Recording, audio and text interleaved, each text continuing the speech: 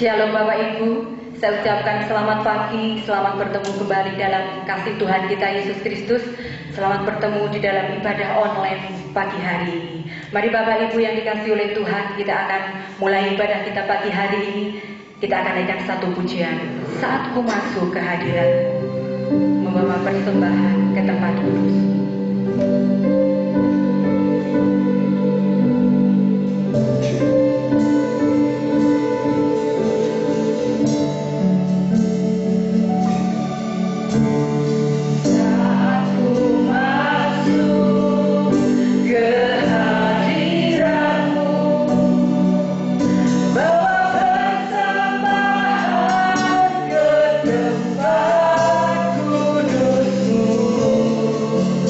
Pujian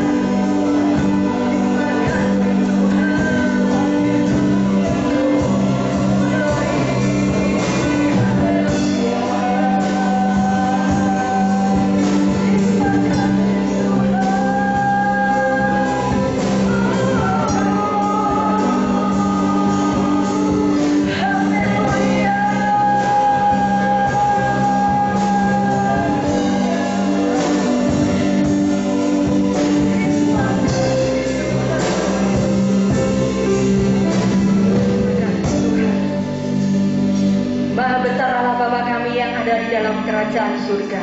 Bapa yang kami kenal dan kami sembah hanya di dalam nama Tuhan Yesus Kristus. Kembali kami datang kepada Engkau pagi hari ini Tuhan. Sungguh kami mengucap syukur buat setiap berkat-Mu dalam setiap hidup kami Tuhan. Kami bersyukur pagi hari ini Tuhan, Kau boleh izinkan kami untuk kami boleh datang kepada Engkau. Satu anugerah yang luar biasa Tuhan yang Engkau berikan untuk setiap kami pagi hari ini.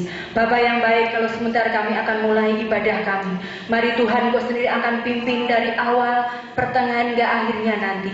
Biarlah Tuhan Roh Kudus-Mu ada di tempat ini Tuhan, memberkati setiap kami, berikan sukacita untuk kami boleh memuji dan membesarkan nama-Mu. Memberkati rangkaian ibadah kami pagi hari ini Tuhan, sepenuhnya kami serahkan dalam tangan kuasa-Mu. Biarlah Engkau sendiri yang berotoritas pagi hari ini. Jika masih ada kuasa-kuasa kegelapan Tuhan, kuasa yang akan mengganggu kami di dalam kami melakukan ibadah, kami bersatu hati, kami mau tegi, kami mau patahkan di dalam nama Yesus. Keluar dari ruangan ini Tuhan, terlebih boleh keluar dari setiap ruangan hati kami anak-anak-Mu.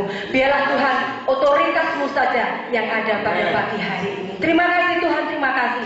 Kami siap untuk memuji dan membesarkan nama-Mu. Kiranya Engkau sendiri akan pimpin ibadah kami. Kami serahkan sepenuhnya dalam tangan kuasa-Mu, hanya di dalam nama Tuhan Yesus Kristus kami berdoa dan mengucap syukur. Haleluya, amin. Silakan duduk Bapak Ibu, puji nama Tuhan. Apapun keadaan kita saat ini, kita bersyukur. Kita tetap bersyukur kita boleh memiliki Allah yang setia, Allah yang bisa memulihkan setiap kehidupan saudara dan saya. Mari naikkan pujian ini dengan sungguh-sungguh. Katakan Kau Allah yang setia, Bapa yang mulia.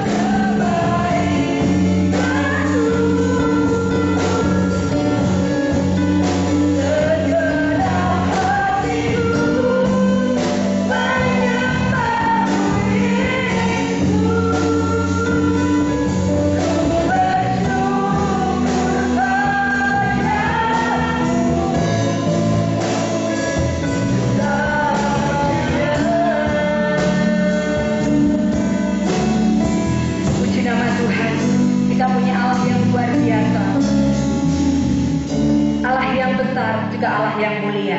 Kalau pengorbanan Tuhan Yesus di atas kayu salib menjadikan saudara dan saya menjadi umat-umat pemenang. Amin, saudara. Oleh sebab itu tidak ada alasan pagi hari ini untuk kita tidak bersyukur. Amin, saudara. Mari bangkit berdiri, naikkan pujian bagi Tuhan. Naikkan satu pujian. Sekarang telah tiba keselamatan dan kuasa.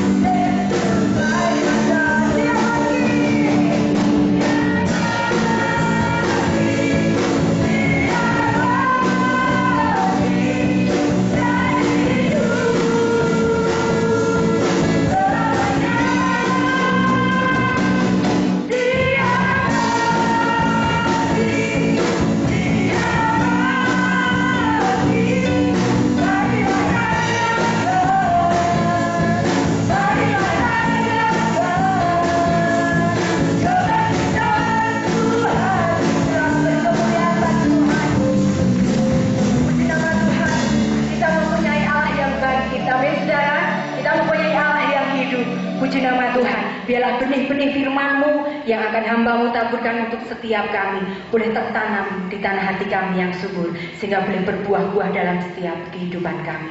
Bahkan firman-Mu pagi hari ini Tuhan boleh menjadikan kekuatan yang baru di dalam kami menghadapi hari-hari yang semakin jahat. Terima kasih Tuhan, terima kasih. Ibadah kami selanjutnya Tuhan kami serahkan dalam tangan kuasa-Mu. Dan pagi hari ini Tuhan kami siap untuk ditaburi dengan benih firman-Mu. Kami mau sambut firman-Mu pagi hari ini hanya di dalam nama Tuhan kami Yesus Kristus. Kami sudah berdoa dan mengucap syukur. Haleluya. Amin. Ya, pagi hari ini kita bersyukur memasuki bulan yang baru, dan minggu pertama ini kita nanti akan menerima tubuh dan darah Yesus sebagai persekutuan ilahi dengan Dia.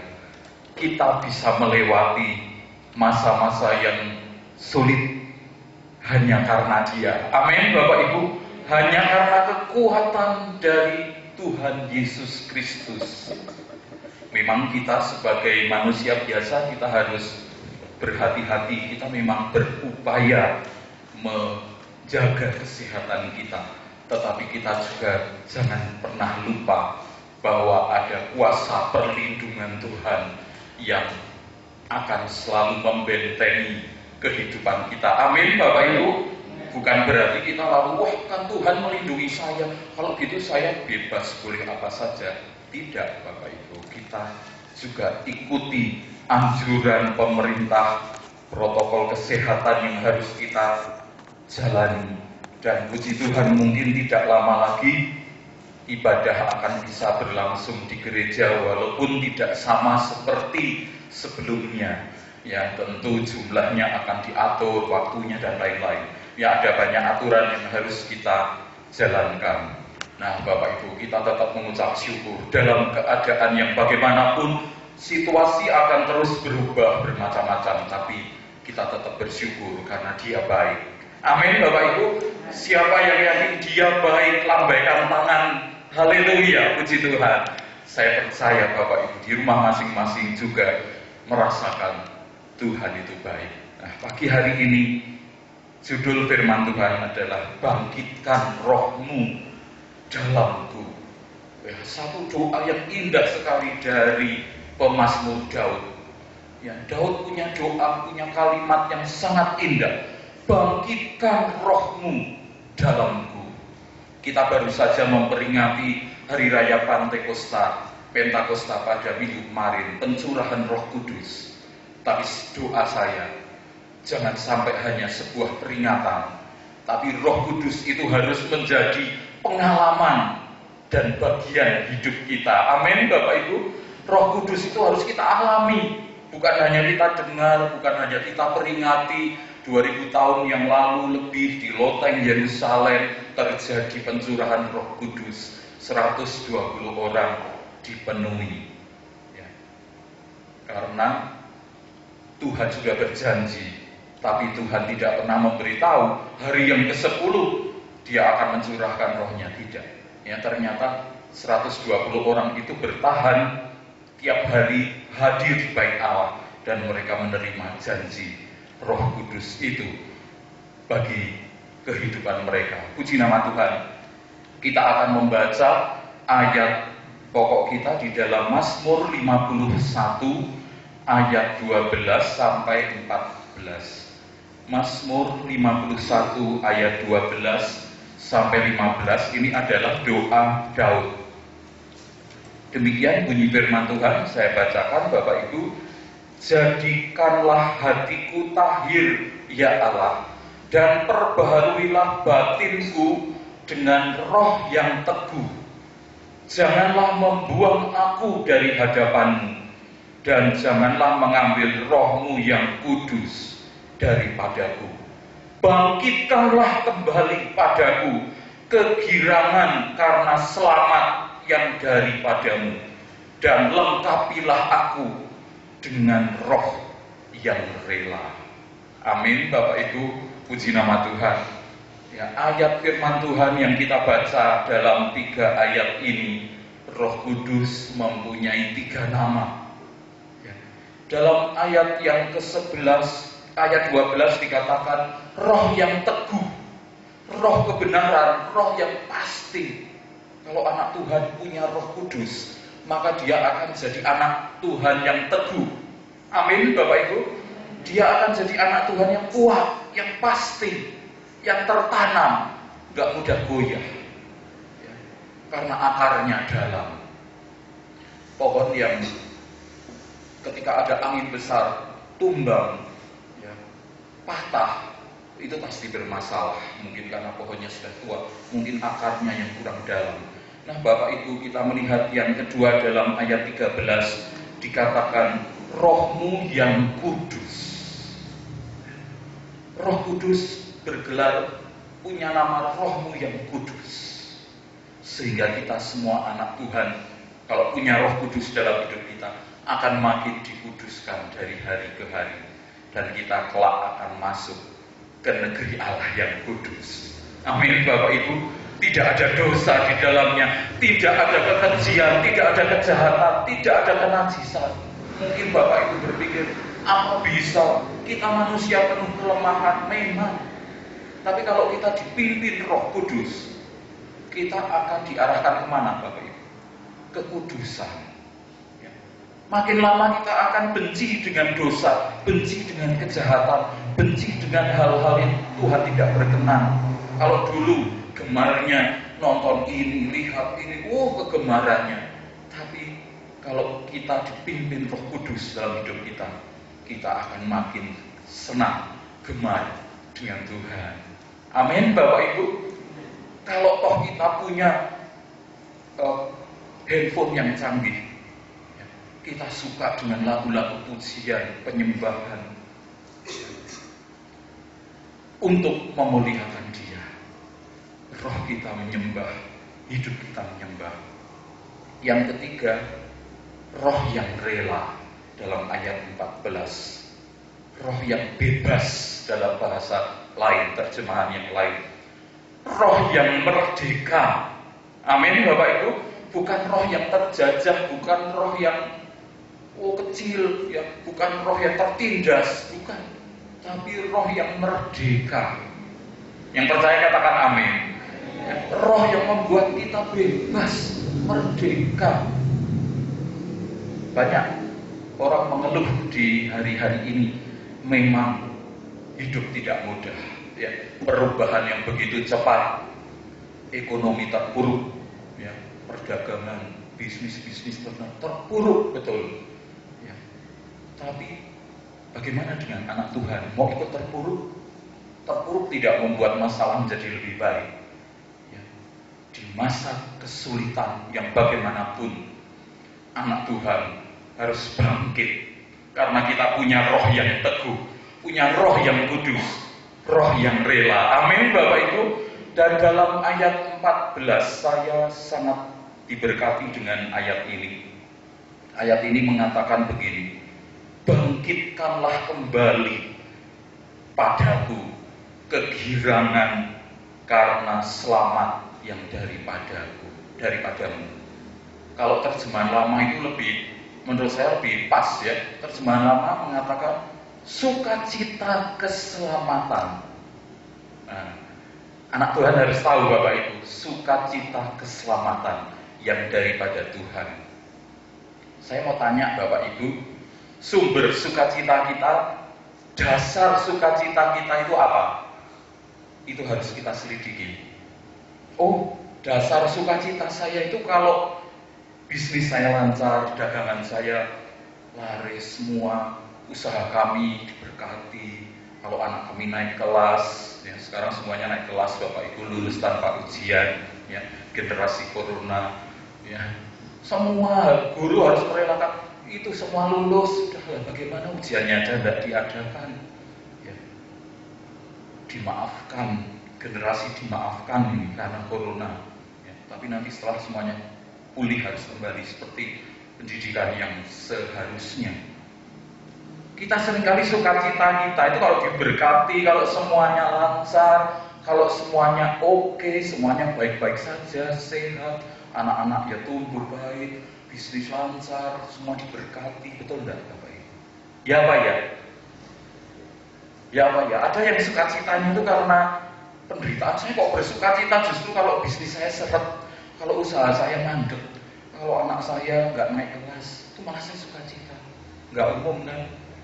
Orang itu semua dasar sukacitanya itu adalah keadaan baik, keadaan ideal. Semua baik, saya suka cita. Tapi saya mau beritahu Bapak Ibu lewat ayat yang ke-14. Sukacitanya anak Tuhan itu beda. Bukan karena keadaan semua baik.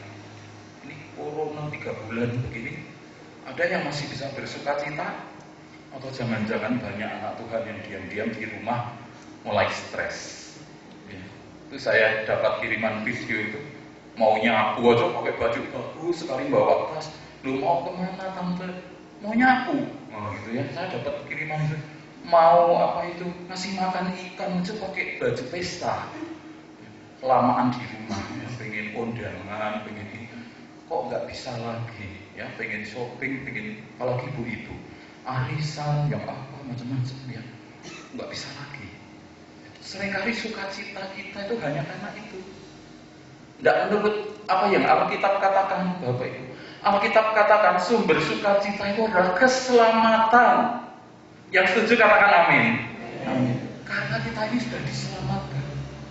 Dalam Injil kan juga ada dikatakan bersukacitalah karena malaikat-malaikat bersorak ketika ada orang bertobat menerima Yesus. Saudara, sukacita kita itu bukan karena uang yang banyak, berkat yang melimpah, bisnis yang lancar, anak-anak yang semuanya baik. Kadang-kadang Tuhan izinkan keadaan ideal itu menjadi berubah semuanya. Tidak ada yang bisa membuat kita senang atau sukacita. Anak Tuhan masih bisa bersukacita karena alasan sukacitanya itu aku sudah diselamatkan. Amin Bapak Ibu. Aku sudah dipindahkan dari kerajaan gelap, kerajaan maut kepada terangnya yang ajaib. Ini loh landasan sukacitanya. Nah, Daud pada saat dia menulis Mazmur ini, Bapak Ibu lihat di Mazmur 51 itu judulnya pengakuan dosa. Ya, Daud tidak dalam keadaan yang baik. Dia memang anak Tuhan. Dia diurapi sejak muda. Umur berapa, Bapak Ibu? 17 tahun. Dia sudah diurapi. Dan Daud itu raja yang paling istimewa karena diurapi 3 kali. Ya, guru-guru sekolah minggu mungkin sering cerita sama anak-anaknya. Daud itu diurapinya 3 kali. Ketika umur 17 tahun, Nabi Samuel datang ya ke rumah itu. Terus Daud kan nggak diikutkan audisi karena dia anak kecil, anak paling kecil, tugasnya menudus, ya kan? Nggak ditampilkan sama ayahnya. Mau orang mitayani kok anak kecil masih ingusan. Tapi ternyata kemudian Daud kan yang terpilih, dia diurapi, itu yang pertama. Terus yang kedua, Daud diurapi sebagai Raja Yehuda. Raja Yehuda itu masih kecil, cuma 2 suku. Bangsa Israel ada berapa? 12 suku ya. 2 suku saja. Tuhan itu punya waktu untuk mengangkat anak-anaknya. Amin Bapak Ibu. Dipercayakan yang kecil dulu. Kemudian Daud diurapi lagi menjadi Raja Israel. Berapa suku? Tadinya cuma 2. Yehuda cuma 2. Yehuda dan Benyamin. Sekarang Daud diurapi menjadi 12 suku Israel. Daud itu istimewa loh Bapak Ibu. Dilantiknya, diurapinya aja ping telu.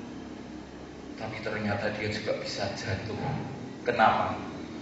Karena tidak selalu berjalan seturut dengan Roh Kudus. Anak Tuhan, hati-hati. Jemaat yang dikasihi Tuhan, hati-hati. Seringkali kita mau melaku sakar dewe tidak menurut kehendak Roh Kudus. Tidak mau dipimpin Roh Kudus. Mau jalan, aku senangnya gini ya, akhirnya Daud jatuh Bapak Ibu. Ketika raja-raja berangkat perang, dia malah aku tak turu gitu ya, aku tak di rumah aja. Dan apa yang terjadi? Dia saking banyaknya waktu dia sampai melihat wanita yang mandi itu ya, Bathsheba. Dan akhirnya dia jenengi rojo ya Bapak Ibu. pengen apa aja, panggil dia, pasti datang. Dan terjadilah dosa perzinahan itu. Nggak berhenti sampai di situ kemudian bertobat, tidak. Daud manggil Uria, Yoab. Uria itu suaminya Batseba, disuruh perang paling depan, taruh dia di lapis pertama. Ini anak Tuhan loh saudaraku, ini raja, pemimpin yang diurapi. Kok bisa punya skenario jahat seperti itu? Itulah manusia. Setiap manusia punya sisi-sisi titik-titik lemah. Daud bisa bikin skenario, taruh Uria di paling depan. Ya, kalau saya ceritakan cukup panjang ya Bapak Ibu. Uria dipanggil pulang. Ya. Ini supaya menutupi jejak dosa. Bapak Ibu, kalau kita nggak mengakui dosa, maka ini di dalam pasal ini kan Daud mengaku dosa. Kalau kita nggak mengaku dosa, maka kita akan membuat dosa-dosa lain yang lebih keji.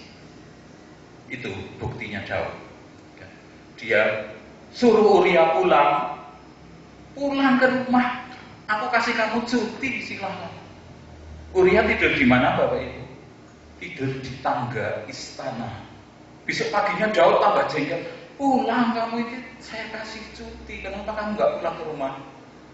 Jawaban Uria apa? Teman-temanku bertaruh nyawa. Mosok aku pulang dan tidur dengan istriku. Bapak Ibu, ini orang pilihan Tuhan bisa melakukan seperti ini. Kalau Uria pulang dan kumpul dengan istrinya, kan dosanya Daud kan aman, menutupi dosa dengan dosa yang lebih keji. Bapak Ibu, sebab itu firman Tuhan katakan, akuilah dosamu, mengaku dosamu, maka Allah akan menyucikan engkau dari segala kejahatan. Yang percaya katakan amin. Nah, ketika itu Uria nggak mau pulang, akhirnya Daud jengkel. Ini plan C, tadi kan plan A, plan B gitu ya. Plan C pokoknya kirim Uria di paling depan. Mati Bapak Ibu, tewas. Nah, barisan paling depan itu kan yang marani, untuk marani sunduk yang paling depan. Dan Daud pikir dengan Uria mati selesai. Tidak. Ketika Daud mengambil Batseba sebagai istrinya, Tuhan menganggap itu adalah perbuatan yang sangat jahat. Dan Nabi ini datang menegur. Lalu Daud sadar Bapak Ibu, dan Daud berkata, jangan buang aku, ayat yang ke-13. Jangan buang aku dari hadapan hadiratmu. Itu kata Daud. Dia menangis dengan air mata darah, boleh dikatakan. Jangan ambil rohmu yang kudus daripadaku. Anak Tuhan tanpa roh kudus, dia gak akan punya kekuatan apa-apa. Dia hanya seperti wadah yang kosong, gak akan sanggup berbuat apa-apa. Nah Bapak Ibu, kita akan melihat di akhir firman Tuhan ini ada beberapa mutiara-mutiara yang akan saya berikan untuk Bapak Ibu. Yang pertama, hidup kita ini butuh hadirat Tuhan. Kita nggak bisa hidup di luar hadirat Tuhan. Ketika Daud dia menyadari dosanya, permintaan dia apa? Tidak hanya hapuskanlah dosaku, ampunilah dosaku, tidak, tapi jangan buang aku dari hadapan hadiratmu. Amin Bapak Ibu. Kita ini seperti ikan yang tidak mungkin hidup tanpa air. Dan saya mau bertanya, hadirat Tuhan yang pertama di mana Bapak Ibu? Hadirat Tuhan yang pertama di dunia ini ada di Taman Eden. Ya, Allah hadir setiap saat. Manusia itu bisa komunikasi, bisa akrab dengan Tuhan, bercakap-cakap muka dengan muka. Tapi ketika manusia jatuh dalam dosa, melanggar firman Tuhan, maka manusia diusir dari Taman Eden. Dan Tuhan memberi pedang yang bernyala-nyala di pintu gerbang Eden. Sedih sekali ya Bapak Ibu. Kemarin aja di hari Lebaran, kampung-kampung di portal sedih banget ya. Saya kemarin ke gereja karena ada satu rapat guru sekolah minggu. Ini kalau sekolah minggu online-nya bakal lebih lama dari yang dewasa, karena lanjut usia dan anak-anak itu tidak boleh ibadah dulu menurut peraturan Menteri Agama itu. Ya saya berpikir kalau 50 tahun ke atas sudah disebut lansia nggak boleh ibadah, kemudian anak-anak nggak boleh ibadah. Nah, jujur saja gereja kami di Parakan itu yang 50 tahun ke atas itu berapa saudara? 70%. Saya tidak menghitung tapi saya sudah tahu kira-kira segitu itu. Saya pernah punya data gereja secara lengkap waktu dulu saya jadi pengerja. 70%. Terus anak-anak nggak boleh. Yang boleh berarti keluarga muda, orang muda gitu ya, 50. Isinya tinggal 30% Bapak. Doa saja. Ya, semoga Tuhan tolong semuanya. Nah, kalau kita lihat di sini, ya, kita butuh hadirat Tuhan. Ya, tapi hadirat Tuhan itu hilang ketika manusia jatuh dalam dosa. Ditolak, diusir. Kemudian kita melihat semua tokoh Alkitab, Bapak Ibu. Itu butuh hadirat Tuhan. Betul apa tidak? Yang saya contohkan aja misalnya Abraham. Kemanapun Abraham pergi, dia mesti membangun mezbah dan kemah. Ya Pak ya Bapak Ibu. Tidak hanya bangun kemah buat berteduh, tidak. Tapi mesti bangun mezbah. Hubungan dengan Tuhan, berdoa dan hadirat Tuhan turun. Tuhan ngomong langsung, Abraham berangkatlah, Abraham maju terus, ayo ke sana dan seterusnya, dipimpin oleh Tuhan. Ishak sama dengan ayahnya, membangun mezbah dan membangun kemah. Amin Bapak Ibu. Jemaat GPD Ingat Gereja yang dikasihi Tuhan juga pasti membangun mezbah dan membangun kemah. Amin Bapak Ibu. Hubungan dengan Tuhan dan juga kita bekerja mencari nafkah sebagai manusia biasa, kita butuh nafkah di dunia ini. Dua-duanya harus dilakukan. Yakub sama saja, dia selalu bangun kemah dan mezbah. Terus lanjutkan. Yusuf sama, meskipun dia ada di Mesir, dia tetap cari Tuhan, Bapak Ibu. Daud, contoh kita, dia selalu mencari hadirat Tuhan. Dia pemain kecapi, ya, selalu diurapi Tuhan. Daniel, apalagi, ya. Meskipun undang-undang raja mengatakan tidak boleh menyembah selain patung itu, Daniel tetap berdoa. Berapa Bapak Ibu? 3 kali sehari menghadap ke Yerusalem. Dia cari hadirat Tuhan. Walaupun untuk itu kemudian dia ditangkap. Ya, dia ditangkap dan masuk ke gua singa. Tapi Tuhan tolong dengan luar biasa. Tuhan Yesus dalam pelayanannya selalu cari hadirat Tuhan. Betul tidak Bapak Ibu? Dia anak Allah tapi dalam keadaan sebagai manusia pagi-pagi benar. Saya tertarik dengan Injil mengatakan pagi-pagi benar. Ini jam berapa ya kira-kira? Ternyata keterangan Alkitab pagi-pagi benar itu antara jam 2 sampai 3. Belum jam 4. Pagi-pagi benar itu pagi banget ya, jam 2 jam 3. Dia selalu keluar dan berdoa. Ya, entah itu di bukit, entah itu di tempat yang sepi. Yesus pun butuh penyertaan Tuhan, hadirat Allah. Paulus, tokoh perjanjian baru, dia selalu cari hadirat Tuhan. Amin Bapak Ibu. Di penjara pun ketika dia dipasung, kakinya masuk dikecerek tangannya, dia nggak bisa bebas. Tapi Paulus dan Silas, apa yang mereka lakukan? Tidak nyanyi keloro-loro gitu ya, tidak nyanyi yang melo-melo gitu, yang susah tidak, tapi mereka memuji Tuhan Bapak Ibu. Amin Bapak Ibu. Mereka memuji Tuhan dan orang-orang tahanan lain mendengar. Saya coba menyelidiki rumah penjara zaman dulu, itu enggak temboknya cuma 5 cm, 10 cm, temboknya tebel-tebel dan itu kebanyakan ruang bawah tanah. Teman-teman yang lainnya sampai dengar. Berarti nyanyinya pelan apa keras apa suara nyamuk? Kita nggak sedang di penjara Bapak Ibu. Jadi kalau kita memuji Tuhan, kita juga harus memuji Tuhan dengan suara yang keras, yang terbaik yang Tuhan berikan. Amin. Dulu guru sekolah minggu saya juga ibu gembala saya selalu mengajarkan, kalau kamu nyanyi paling tidak kamu sendiri dengar, sama tetangga kiri kananmu dengar. Nah, kalau sekarang tetangganya tambah jauh ini, ya karena physical distancing, tetangganya harus dengar. Kalau gitu nggak boleh suara nyamuk ya memuji Tuhan. Karena kita orang-orang yang sudah dibebaskan. Amin, Bapak Ibu. Carilah hadirat Tuhan. Semua tokoh-tokoh Alkitab butuh hadirat Tuhan dan selalu mencari hadirat Tuhan. Jemaat di akhir zaman kita. Siapakah kita? Kita juga butuh Roh Kudus. Kita butuh Roh Tuhan. Siapa kita tanpa Tuhan? Kita akan jatuh, kita akan lemah. Seperti ranting yang tidak nempel pada pokok anggur.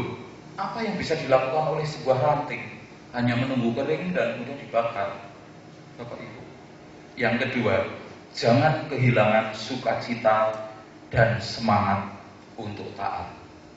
Ya, dalam ayat yang ke-14. Bangkitkanlah kembali sukacita keselamatan dan lengkapilah aku dengan roh yang rela. Roh yang rela itu artinya roh untuk taat. Amin.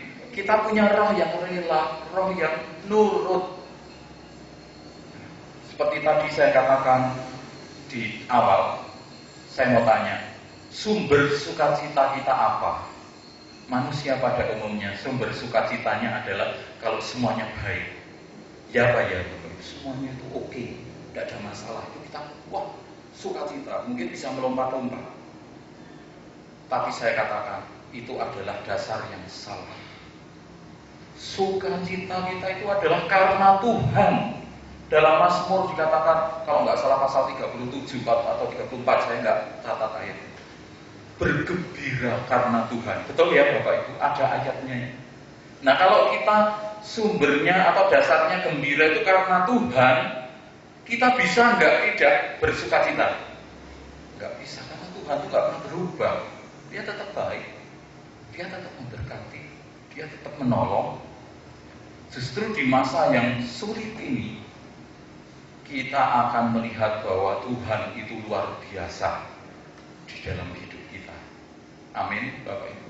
Ketika Tuhan izinkan masalah datang, itu adalah kesempatan untuk mukjizat Allah terjadi di dalam kehidupan kita. Yang percaya katakan amin. Puji nama Tuhan, jangan kehilangan sukacita. Karena kita ini sudah diselamatkan dengan pengorbanan Yesus yang tidak ternilai harganya. Saya berulang kali sudah ngomong itu di sini juga. Tapi saya mau katakan pada jemaat yang dikasihi Tuhan, bahwa kita tidak usah membayar harga keselamatan. Tuhan gratiskan, bukan karena murah. Kalau di dunia itu kan barang-barang yang murah, yang sepele itu, ini bonus, beli ini dapat ini. Saya seringkali dapat seperti itu kalau pas belanja atau beli sesuatu. Gue imbuh itu kalau orang saya bilang, ya, oh dapat bonus ini itu karena murah Bapak. Tapi saya mau katakan jemaat jangan salah memahami. Tuhan gratiskan keselamatan itu karena kita nggak bisa bayar. Terlalu mahal. Ada lagu yang bilang terlalu mahal darah Yesus. Betul ya? Nggak bisa bayar kita. Karena darah Yesus adalah darah orang kudus yang tidak berdosa. Meskipun dia juga manusia biasa. Bapak Ibu, kita jangan sampai kehilangan keselamatan, sukacita karena kita sudah diselamatkan. Amin, Bapak Ibu. Mana senyumnya dari tadi? Mukanya tegang-tegang gitu, saya jadi ikut tegang. Kita itu harus punya sukacita karena Tuhan, karena kita sudah diselamatkan.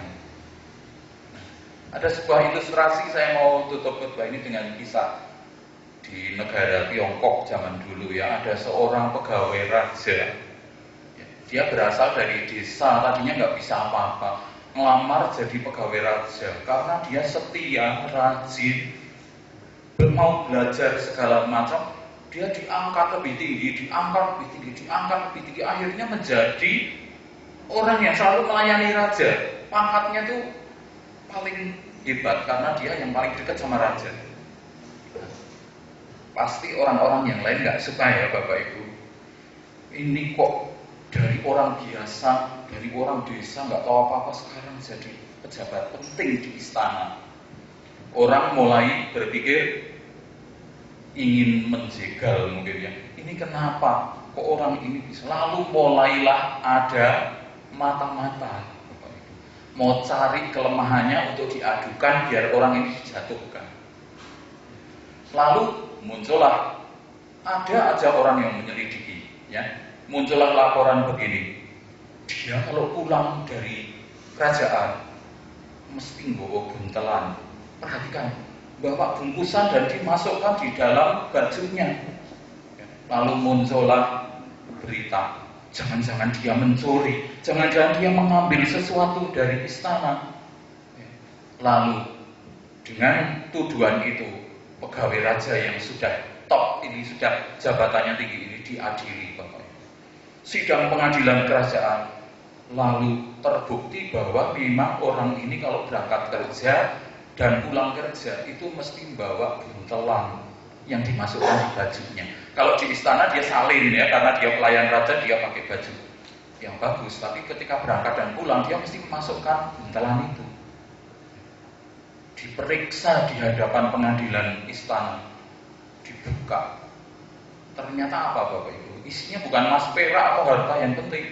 Isinya itu ternyata baju lama yang sudah jelek, bolong-bolong begitu ya. Udah kumel banget, terus naik golap ya, elek banget. Lalu pengadilan hakim bertanya, kenapa kamu bawa seperti ini, buat apa? Dan jawaban pegawai raja yang sudah dipromosi begitu tinggi itu, dia bilang begini, saya sudah diangkat begitu tinggi, tapi saya harus tetap ingat asal saya. Itu adalah baju yang saya pakai pertama kali ketika saya mencari kerja di istana raja. Saya harus ingat dari mana saya berasal, dan itu yang membuat saya tidak pernah sombong. Bapak Ibu, ilustrasi yang sederhana ini mengingatkan pada kita pun anak Tuhan harus selalu ingat bahwa kalau bukan karena Yesus kita nggak mungkin selamat. Betul Bapak Ibu? Kita nggak mungkin selamat karena perbuatan baik kita, karena amal kita, karena pelayanan kita, itu tidak. Anak Tuhan jangan sampai salah persepsi. Saya setia melayani saya supaya saya masuk surga. Keliru Bapak Ibu. Tuhan nggak tertarik dengan semuanya itu. Saya berbuat baik, saya melayani, saya setia jadi pelayan Tuhan karena saya sudah diselamatkan dengan cuma-cuma, dengan gratis. Dan saya pengen bayar, memuliakan Tuhan, membayar kebaikan Tuhan, walaupun saya tahu sampai saya akhir hayat pun nggak bakal bisa lunas. Amin Bapak Ibu. Saya yakin pelayan-pelayan Tuhan di sini, aktivis gereja, pelayan ibadah, Tuhan kasih motivasi yang benar bahwa saya melayani Tuhan karena saya mengasihi Dia, karena saya sudah ditebus dan saya tidak bisa membayar harganya. Maka seluruh hidup saya pakai untuk memuliakan nama Tuhan. Amin Bapak Ibu Saudara sekalian. Sebuah ilustrasi lagi saya pakai untuk menutup ibadah ini. Saya diberi waktu sekitar 40 menit ya, puji Tuhan. Ada seorang tokoh dari Italia zaman dulu ini Bapak Ibu. Ada seorang bangsawan yang namanya Felix ya. Dia berasal dari kota Noya, maka bukan Andi F. Noya, bukan ya. Felix dari Noya ini seorang bangsawan yang menerima Tuhan Yesus. Dan ketika dia terima Yesus, hidupnya diubahkan. Dia tuh suka nginjil gitu, suka cerita sama orang supaya orang juga terima Yesus. Nah, pemerintah Italia waktu itu nggak suka. Ya, Bapak Ibu tahu Italia waktu itu dikuasai oleh ada fasisme dan sebagainya. Mereka anti Tuhan waktu itu. Sehingga Pak Felix ini ditangkap, disidang, ditangkap, pokoknya ini di penjara, berarti dilepaskan. Apa yang dia lakukan? Karena dia cinta Tuhan, dia menginjil lagi, dia cerita sama temannya, sini-sini, tangkap lagi. Itu terjadi berulang kali, dan akhirnya Felix dari Noya ini sudah berkali-kali melanggar aturan kerajaan. Dia akhirnya melarikan diri Bapak Ibu, dari satu kota ke kota, ke desa, ke hutan. Dan pasukan raja itu sampai gemes, ya. Kok nggak ketangkep-tangkep, dia sampai akhirnya nggak bisa tinggal di rumah, ya, dia bersembunyi. Apa yang terjadi? Suatu saat dia sudah kepepet, ya. Dia menemukan sebuah gua. Ketika itu tentara-tentara raja sudah dekat, ya. Lalu tiba-tiba dia lihat guanya itu langsung masuk beleng gitu ya. Belum duduk, dia sudah, wah, pokoknya sudah diprok, ya, karena capek sekali. Apa yang terjadi Bapak Ibu? Dia menoleh melihat ke pintu gua. Ternyata pintu guanya itu ada sarang laba-laba, bolong karena dia masuk. Dia sudah berpikir, waduh, kok nek tentara ini tekan gini, pasti dia tahu, iki gua ini kok pintunya bolong, pintu dari sarang laba-labanya kok robek. Mesti ada manusia masuk, betul kan Bapak Ibu, logikanya begitu. Tapi karena dia sudah capek sekali, dia detrok. Bayangan saya kok kayak Elia yang capek sekali karena dia ketakutan dikejar Ratu Isabel. Terus dia sudah nggak kuat lagi, pengen, aduh nek ngono aku kudu melayu meneh kowe ado, tapi dia sudah nggak bisa. Ya, akhirnya dia cuma menyerah. Dia begini, Tuhan, tolong aku, Tuhan lindungi. Hanya bisa ngomong itu karena sudah mau pingsan, rasanya capek sekali. Dan apa yang terjadi Bapak Ibu? Induk laba-laba ketika dia melihat sarangnya kok bolong, ini soko sing ngerusak gitu ya. Induk laba-laba itu nggak ngomel, tidak. Kayak mak-mak gitu, tidak ya. Dia coba menenun Bapak Ibu. Dengan waktu yang singkat dia menenun sarangnya yang rusak itu, dan dalam waktu hitungan menit, karena dia punya zat untuk bikin itu ya, tahu-tahu sudah rapat lagi. Gak pakai jarum dan benang karena Tuhan kasih keistimewaan. Pintunya sudah rapat lagi. Ketika tentara kerajaan sampai ke pintu gua itu, mereka melihat, nah, wong iki sarang ya rapat kayak ini, ora mungkin ana wong mlebu. Betul enggak Bapak Ibu? Lalu tentara-tentara itu ngejar lagi, pergi ke tempat yang lain. Dan Felix dari Noya ini selamat. Ya, sebuah kisah yang luar biasa. Bapak Ibu, Tuhan bisa pakai berbagai macam cara untuk melindungi kita ketika kita dalam bahaya. Amin, Bapak Ibu. Dalam bahaya wabah penyakit seperti ini pun, Tuhan selalu punya cara untuk menolong anak-anaknya, asal dia tetap takut akan Tuhan, hidup di hadirat Tuhan, selalu memiliki Roh Kudus dalam hidup kita. Amin, jemaat Tuhan. Puji nama Tuhan. Mari kita sama-sama mau datang pada Tuhan, siapkan diri kita untuk menerima tubuh dan darah Yesus. Saya undang para pemain musik datang ke depan dan kita akan menyanyikan sebuah pujian, Beriku Hati Baru. Pujian ini berasal dari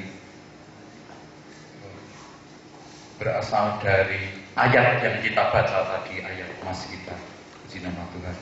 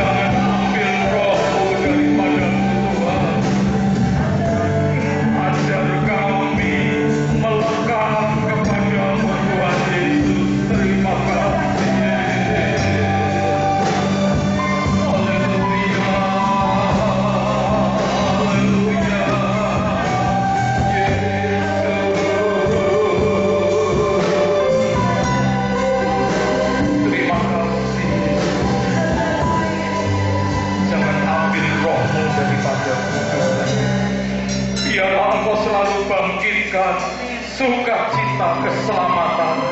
Di saat-saat yang sulit seperti ini, kami tidak akan mengeluh, kami tidak akan patah semangat, kami tidak akan menyerah, tapi kami akan berserah kepada Engkau.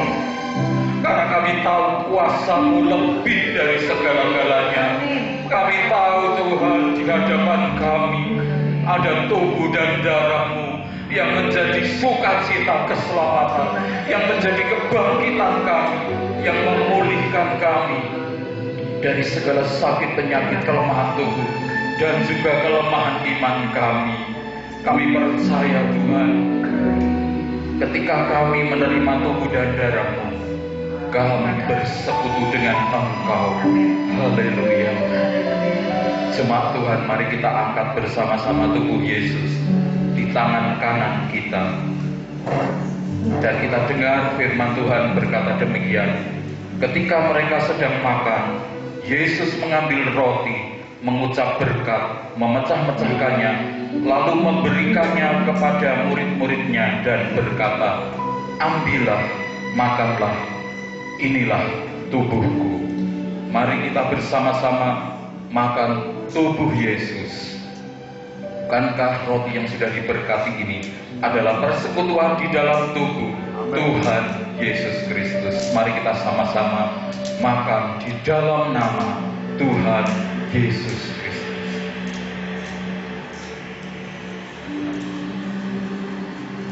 Haleluya, haleluya. Terima kasih Yesus. Kini tubuh-Mu menjadi satu dengan kami. Kami menerima kekuatan baru. Kami menerima jaminan hidup kekal ketika kami menerima tubuh-Mu. Kita angkat cawan yang berisi darah Yesus di tangan kanan kita.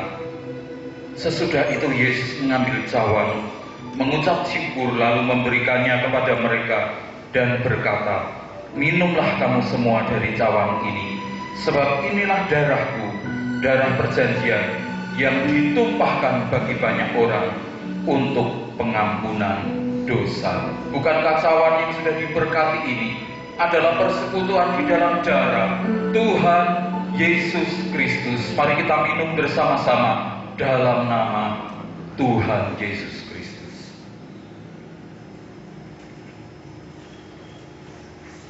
Mari kita bersyukur, memuliakan Dia. Haleluya, haleluya Yesus. Terima kasih Tuhan. Kami boleh menerima persekutuan ilahi yang luar biasa. Kami percaya sakit penyakit kami disembuhkan. Kami percaya beban-beban kami ditanggalkan. Kekhawatiran kami sudah Kau angkat Tuhan. Ketakutan kami sudah Engkau hilangkan, lenyapkan oleh kuasa tubuh dan darah Yesus yang bermanunggal dengan kami. Segala puji, syukur hanya bagi Engkau. Terima kasih Yesus. Kami percaya Tuhan, Engkau sekarang menilik sidang jemaat-Mu yang sudah membuka hati untuk firman-Mu dan sudah menerima tubuh dan darah Yesus. Kami percaya Tuhan memberkati pribadi anak-anak-Mu, keluarga setiap anak-anak-Mu, pekerjaan, mata pencaharian, usaha apapun yang dikerjakan oleh anak-anak-Mu. Tuhan buka jalan, sekalipun tiada jalan, tapi kami tahu Engkau selalu membuat jalan. Engkau tidak pernah kehabisan cara untuk menolong kami anak-anak-Mu yang sungguh-sungguh berharap dan hanya mengasihi Engkau, hanya bersandar kepada-Mu saja. Terima kasih Yesus, terima kasih Tuhan. Meteraikan firman-Mu di dalam hati kami masing-masing. Dan kami mau pulang sebentar dengan membawa kekuatan baru oleh persekutuan di dalam tubuh dan darah Yesus. Sekarang saudara-saudara, Tuhan memberkati dan melindungi engkau. Tuhan menyinari engkau dengan wajah-Nya dan memberi engkau kasih karunia. Tuhan menghadapkan wajah-Nya kepadamu dan memberi engkau damai sejahtera. Bukalah tanganmu, terimalah berkat rahmat Allah Bapa, kasih sayang Yesus, dan persekutuan kekal oleh kuasa Roh Kudus senantiasa menyertai kita mulai pagi hari ini sampai Tuhan Yesus datang kembali, bahkan sampai selama-lamanya. Dalam berkat nama Tuhan Yesus Kristus, kita semua diberkati dan sama-sama kita katakan amin. Haleluya. Tuhan Yesus.